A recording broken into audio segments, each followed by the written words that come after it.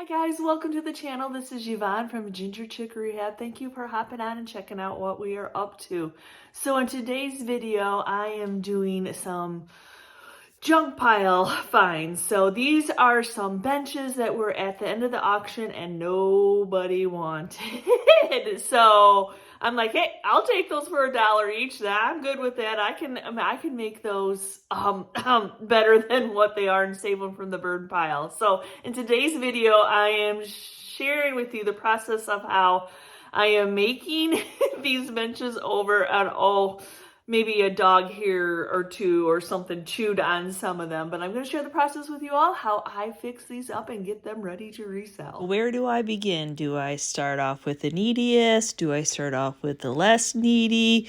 Or do I start off one that Chris worked on himself? I guess I'm going to start off with the one that Chris fixed for me. So here it is. Look at that beauty of that aged wood. It is super heavy. Yep, nobody wanted it. $1, y'all. So this was a homemade piece. It was uneven. I don't even know how the people could tell it was rocking because it was on the ground, the dirt ground with grass. But anyway, that didn't bother us at all because we knew that we could sand it, make it even, hammer it back into the hole, whatever it needed to. So what Chris is doing is just evening out the one leg that needed to be hammered back in, and that was making it a little bit wonky and not be even.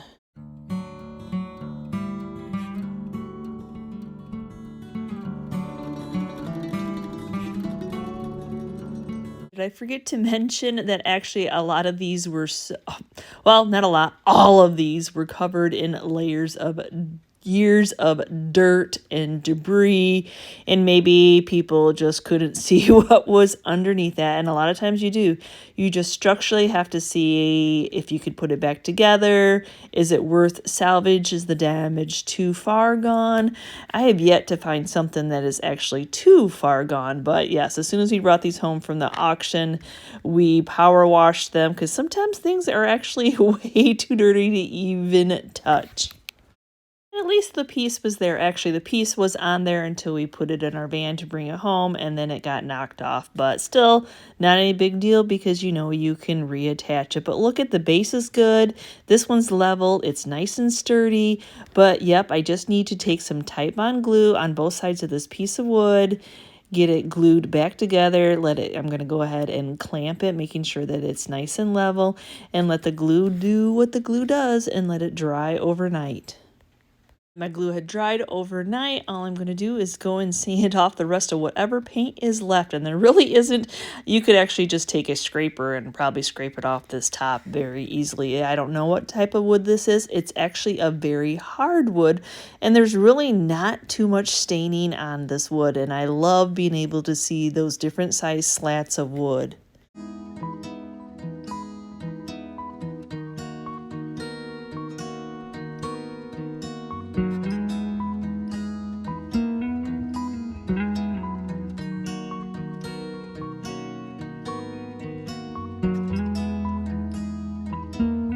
For some reassurance that hopefully none of those boards come apart again, all I did was actually on the underneath side staple them back together just as a little reassurance that they will stay nice and tight. And then I decided after getting this all cleaned up, I just used some Dawn dish soap, some hot water, let it completely dry.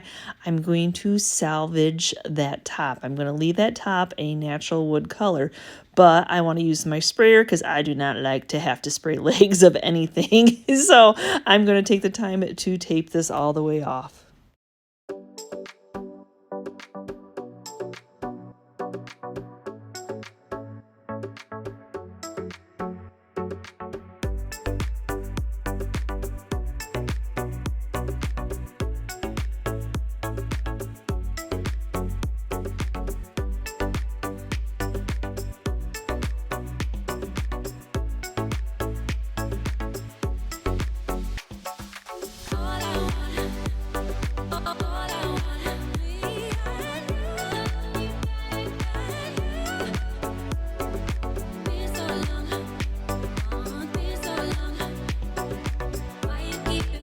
Now that my black paint is dry, I'm going to go ahead and seal my black paint in with some polyacrylic before removing all that tape.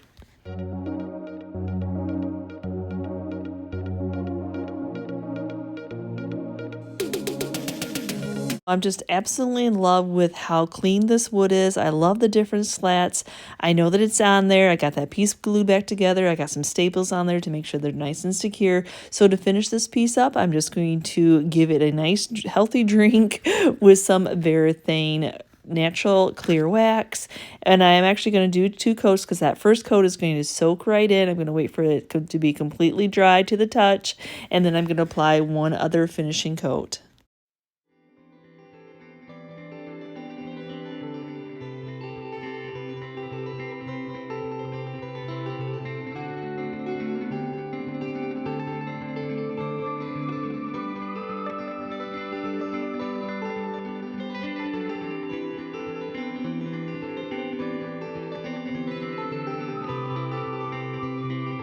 Okay, so far not too bad, but now we're up to the next one where it's sturdy. We'll give it that. But you can tell it was used as a plant stand. We got some rust going on, probably maybe from a nail. And then we also have, yeah, somebody chewed. So I don't know if it was a dog or if they're lucky as me when I set stuff outside that the little groundhog woodchucks think that it's their gift to chew on. So who knows? So we're just going to have to start off. Remember, I had cleaned all these and power washed them already. So we're going to start right off with just trying to sand off as much as I can. I really have a plan for this one, so I may not sand all the paint off the top of this one, but I definitely want to get it nice and smooth. Try to get rid of that ring that's on the top of it, so hopefully sanding it with some 80 grit to start off with will do that.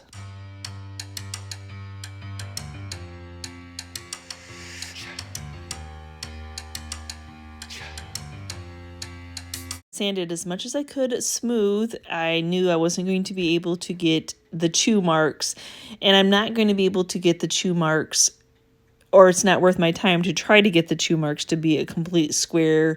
It's going to be character. We're going to have character going on here, but I do want to get the little teeth marks off of it. I want it to make it look a little bit smoother. I don't mind the imperfectly imperfect of it not being a straight corner there, but I do mind that if you see those little divots of the teeth marks. So all I'm doing is going in with some wood putty and filling those in, getting it as perfectly imperfect as I can. Yep, I sure did spackle a lot of this piece, but spackle is completely minimal. So now I'm just going back in with a 220 sandpaper to make sure that I've got it all knocked down and nice and smooth. Yep, I covered up the nail holes that I could, trying to prevent that little nail that was a little bit rusty. And as a plant stand, it probably rust got there because water probably leaked and got into the nail and underneath the whole whatever. So anyway, so yes, I'm just going to go ahead and smooth. And I had lots of pieces and parts that I spackled on this piece. After cleaning all my sand dust off, I need to even out the porosity, meaning that what is painted, what is wood, what is spackle will not take paint evenly. So you can go in with like a primer, and for timing, I like to go to shellac. So that's what I'm going to use. That's going to even out the porosity, make it so when I put my paint on, it's going to look nice and smooth, or somewhat smooth. And oh yes, by the way, my color choice will be black because black hides imperfections. So even though this is going to be that perfectly imperfect, it's not going to be anywhere near pristine, but the black will hide it.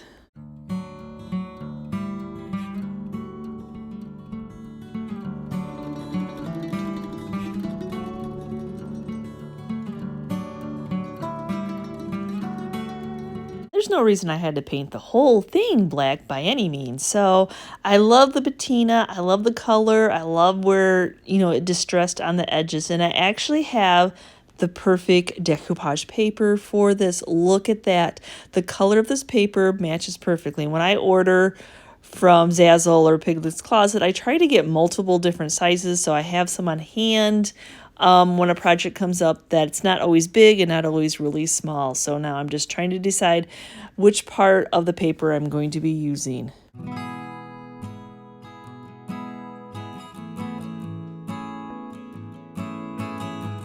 So to glue this paper down, I'm actually using the Mod Podge that is outdoor safe, just in case somebody does want to use this on their front porch or wants to use it again outside. As usual, it was a plant stand. Well, of course, as a flipper and someone who made it over, I would like them to protect it in the inside, but you can't always be responsible for what is done with it after it is purchased.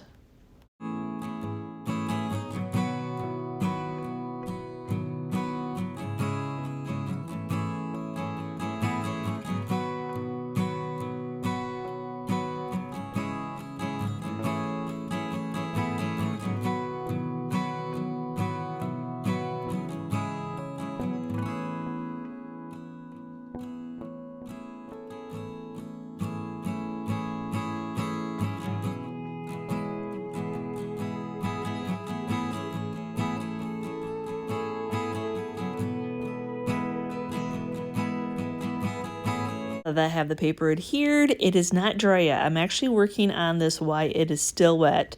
I left those edges of the paint job underneath distressed, so just in case, I don't mind if it kind of tears or rips a little bit extra of this paper off. I kind of actually want it to, but I'm just using a sandpaper to cut off that excess. And why it's still wet, yet again, I'm taking a little bit of the outer edge off to make it look like it's always been there.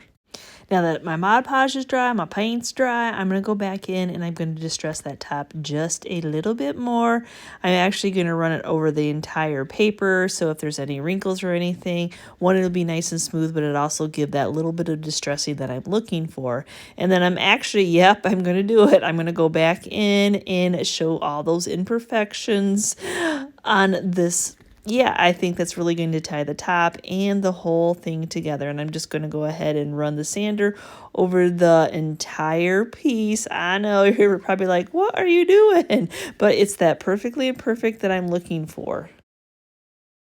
And then I'm not actually looking for popping out the wood features because some of it is spackling that is sealed in with shellac. All I'm doing is looking to take away that chalkiness of where I've smoothed it out, and just some natural Varathane wax will do the trick. Then I'm going to go ahead and do another coat of the Mod Podge, the water one. I'll link it in the description below, y'all, to seal in this paper and make sure that it's water safe, just in case somebody, they want to use it outside. I'm hoping that they'll protect it inside, but, it's just how it goes.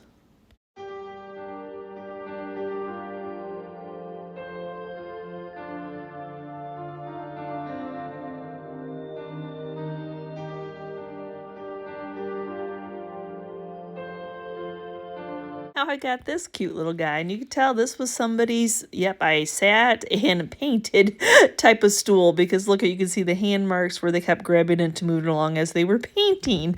So yeah, I do think I can actually get this one cleaned up. Yet again, it's nice and sturdy. Some of the nails are popping out, but just hammering back down will do the trick. And I really do think that most of this paint will come off easily if I can get my power sanders in there. But there's always that, areas that you have to go in and hand sand. But most of it, I think, will come off with the power sander.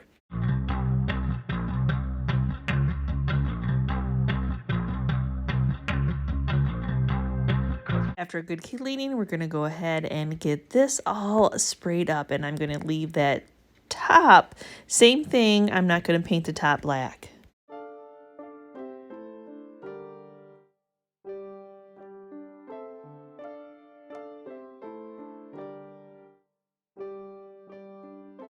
But before finishing off the top, I'm going to go in and start distressing. I want to show all the age of that beautiful wood that was underneath there, taking it down here and there, just letting it distress where it was. I tried to even out as much of that, that pine that just is all grabby. When I was pre-sanding it, I was trying to make sure that it was nice and smooth, but it's going to show a lot of texture through this paint. Don't you just love when you come across a project that you can use your scrap pieces on? And this is one of those cases. I have this number 3 cut off from another project. I still have another piece that I can use to fill in there, but it's like a perfect fit. Oh, I'm super excited. But that is a 10-pound paper, so it's more like a tissue paper. So if I would go to adhere it to the top of this wood, it would show more brown. It would pick up what that brown is, and I don't really want that look. So I'm just going to go in with a coat of white paint. I use the Kills paint and primer all in one. They're ready to use. Just the white one right off the shelf is my go-to white paint. So I'm just going to go ahead and give this a coat of it and let it dry before attaching it.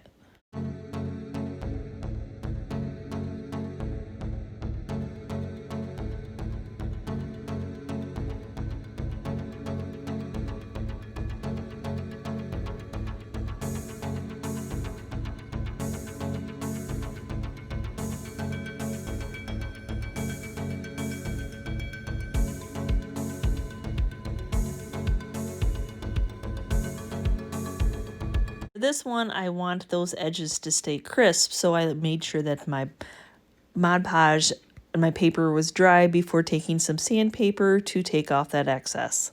Now I'm going to go ahead and use that natural Varathane wax on the bottom of this. I didn't do it before because I wanted to make sure that my paint was going to stick and I wanted to make sure my Mod Podge was going to stick. I didn't want to accidentally get wax on where I did not want wax to be.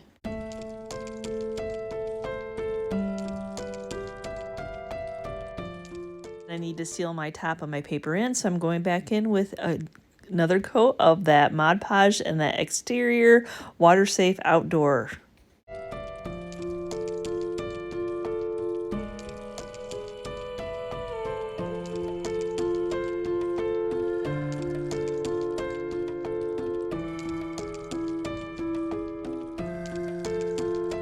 Next up is this little red guy.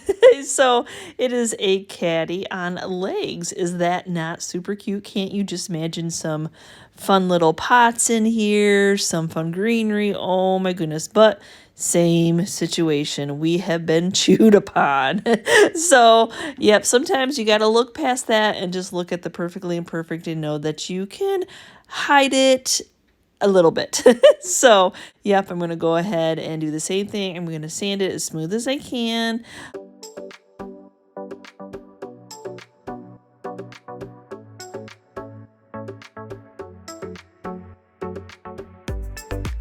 As I was sanding this, you could see that top board is loose. So I'm like, okay, well, I'm just going to pop it off and I'm going to pop these square nails off.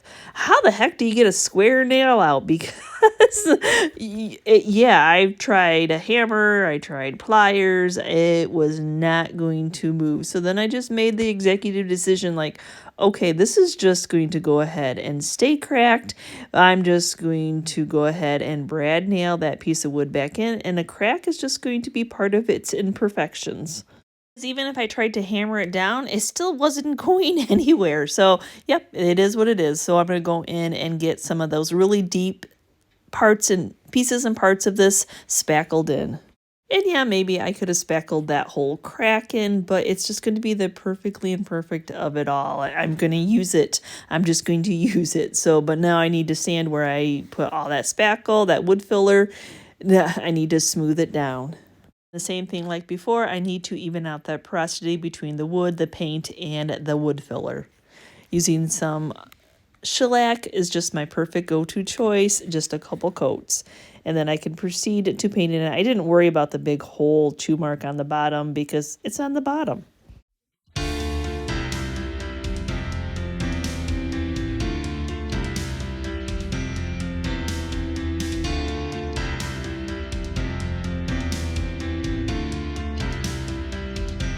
As I was sanding on the piece, I'm like, what do I have in my hordes of hardware that I can actually put on? And this is just some hardware that came with auction tools that Chris got. So I'm like, oh, look at this hinge. I think it might work perfectly. And at first I thought, okay, well, I'll tie that crack in together by putting it over the crack. But as you see, everywhere that I put it, too high, too low, where the screws needed to go in was going to be where the crack was. So we had to flip it over, and that's where I'm going to just center it. I'm not even going to worry about the rusty crustiness because I like the rusty crustiness. I'm just going to get it centered, and we're just going to use some black screws to screw it in.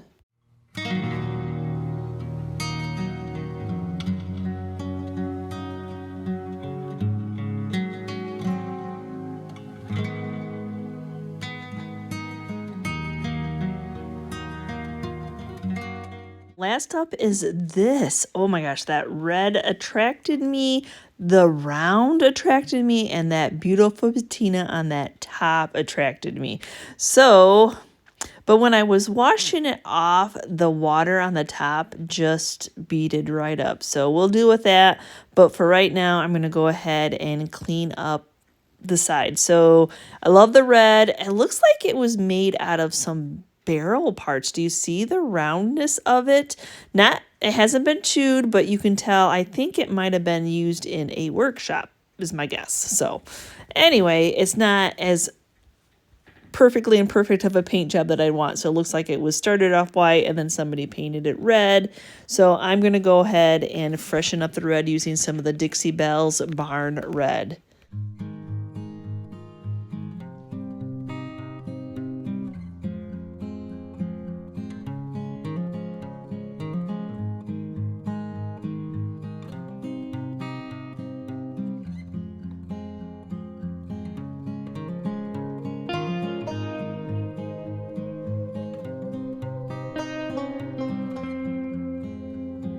Why my red paint is still wet, I'm going to spray a little bit of water if some of the first places that I painted are starting to dry. But what I'm going to do is I'm going to take some of the Waverly Antiquing wax and I'm going to tone and give some age to this red paint, and automatically you can see how it changes it.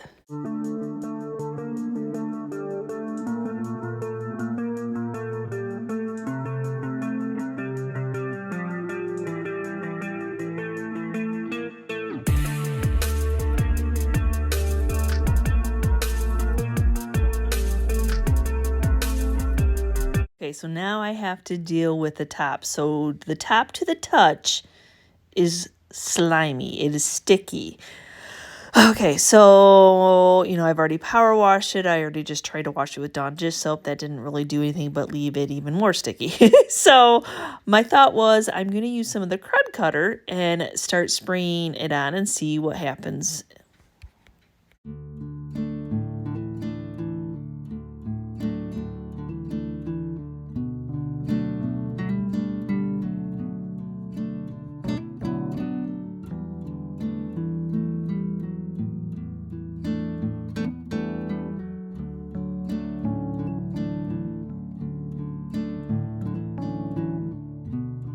Okay, so a total of 4 times, and this is what it looks like the next morning after it has dried.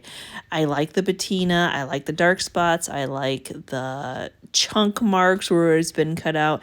It is just an old piece of wood that has been used and abused, but it tells a story. So I'm not going to mix any type of a paint or chemical like polyacrylic or anything to seal in, because I don't think it'll get a good bond. Just in case, I know I did not get it all off, but I am fine to go in with a couple coats of natural wax that will actually just seal it in and soak into the wood. So that is what I'm going to do.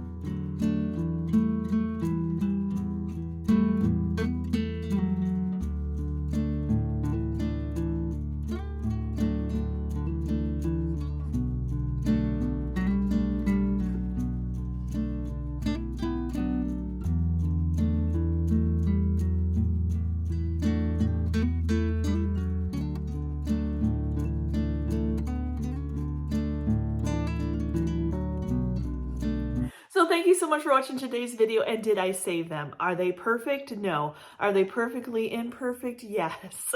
Yeah, decoupage paper that brings your focus in. Black is very concealing. It hides a lot of stuff. So yep, black it was. Yep, just some spackle, some shellac to seal it in. Yes, the texture, there you go. I saved them from the burn pile. Wood is expensive. I don't want to see wood going into a burn pile. And I absolutely love that red one. Just freshening up. Once you really got closer to it, you could tell that it was not the best paint job, and really trying to scrub whatever that was off and my decision to put wax on so I didn't cause any other problems with it. But it's actually a beautiful piece now. So give me a quick comment down below. Have I inspired you in any way to look at secondhand finds in a new way, even if a dog or something else may have chewed on it? Along with which one of these makeovers were your favorites? So thanks again for watching, guys, and we will see you next time, and you can see what we're up to. Bye.